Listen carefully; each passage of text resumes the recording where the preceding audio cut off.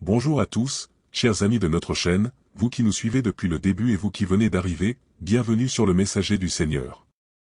Aujourd'hui, comme promis depuis quelques semaines, nous allons vous partager la première vision que le Seigneur nous a donnée sur la Côte d'Ivoire.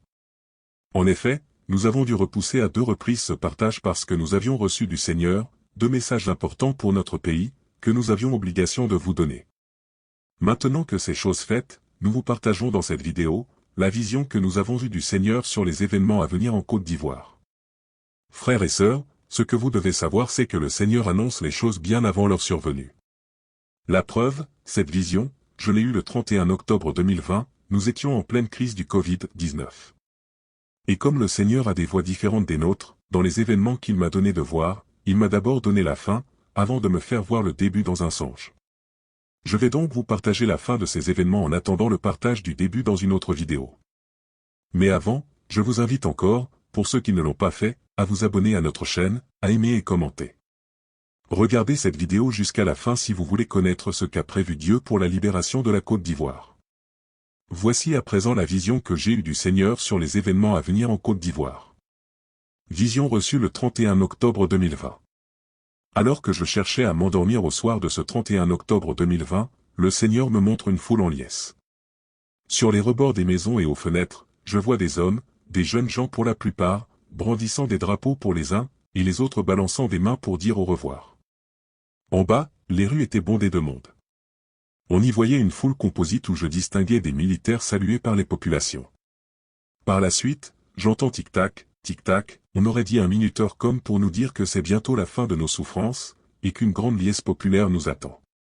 Et à ce moment, ces paroles me parviennent avec insistance et force, je ne suis pas un fils d'homme pour mentir.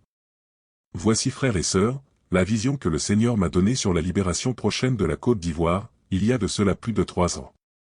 Cette vision est à la fois fascinante et saisissante relativement aux événements à venir en Côte d'Ivoire, car elle nous montre clairement la libération de la Côte d'Ivoire et la voie par laquelle cela arrivera. Comme nous n'avons de cesse de dire, ces messages que nous partageons avec vous, ne sont point pour susciter la peur, mais au contraire pour inviter à la prière d'intercession pour la Côte d'Ivoire. C'est la prière qui fait infléchir le cœur de Dieu, comme on a pu le voir dans la Bible, avec le peuple de Ninive.